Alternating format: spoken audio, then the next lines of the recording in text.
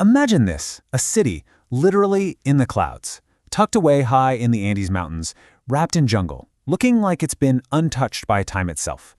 It's this incredible masterpiece of engineering, of spirit, built right at the edge of the sky. Today, we're diving into the story of Machu Picchu.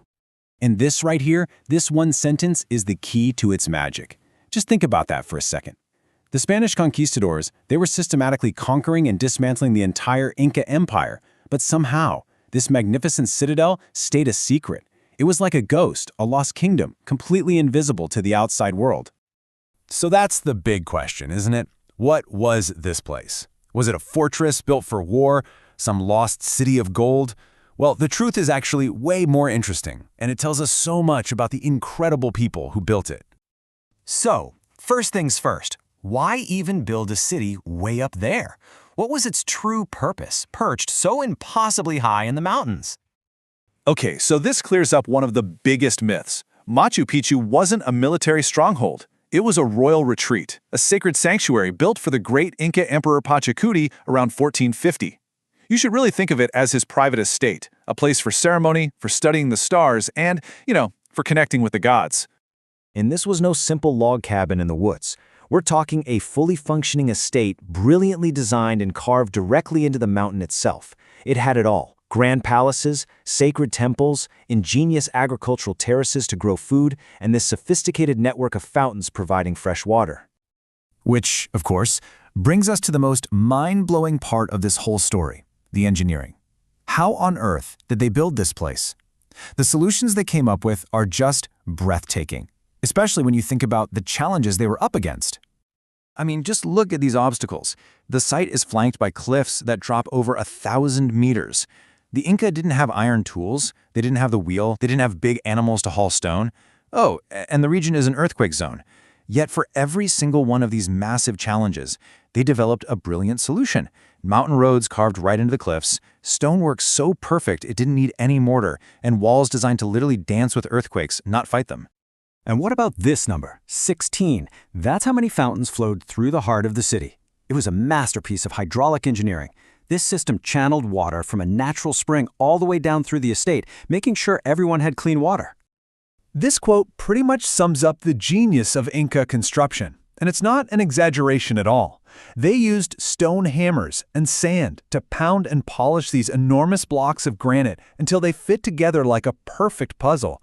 This technique is why Machu Picchu has managed to survive centuries of earthquakes and erosion. It's just incredible. But all this amazing engineering wasn't just about being practical. For the Inca, there really wasn't a line between the physical world and the spiritual one. The entire city was actually designed to be a sacred instrument, built to connect with the heavens.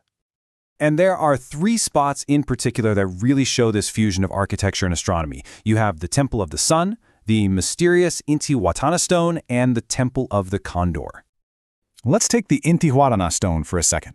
Its name literally translates to the hitching post of the sun. How cool is that? It wasn't just a sculpture, it was a precise astronomical tool. The corners of this beautifully carved stone align perfectly with the sun during the solstices. This let the Inca know exactly when the seasons were changing, which was absolutely critical for their farming and their religious calendars. And that's really the big takeaway from all these sacred places. For the Inca, all these things, astronomy, spirituality, engineering, they weren't separate subjects. They were all part of the same thing. Their buildings were observatories, their stones were calendars, and the entire city was basically a reflection of the cosmos. So this leads us to the final, kind of haunting chapter of the story. If this place was so amazing, why did everybody just leave? Let's get into the mystery of this city that was lost and then found. 400. That is the staggering number of years that Machu Picchu just sat there, dormant, completely hidden from the Western world. After it was abandoned, the jungle just moved right in, swallowing up temples and palaces under this thick blanket of green. I mean, the city's journey is just wild. It was built around 1450, right at the peak of Inca power.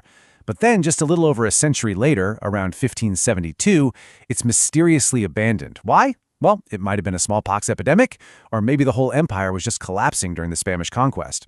Either way, it becomes a secret for centuries, until 1911, when an American explorer named Hiram Bingham was finally guided to the vine-choked ruins. Today, Machu Picchu is one of the new 7 wonders of the world, and for good reason. It's so much more than just a beautiful ruin. It really stands as this powerful symbol of human ingenuity and of a worldview that wanted to live in harmony with nature, not just dominate it. And that leaves us with one final, pre-provocative thought. The story of Machu Picchu proves that entire worlds can literally vanish right under our noses. So it forces us to ask, if a marvel like this could be lost for 400 years, what other wonders, what other hidden stories are still out there just waiting to be found?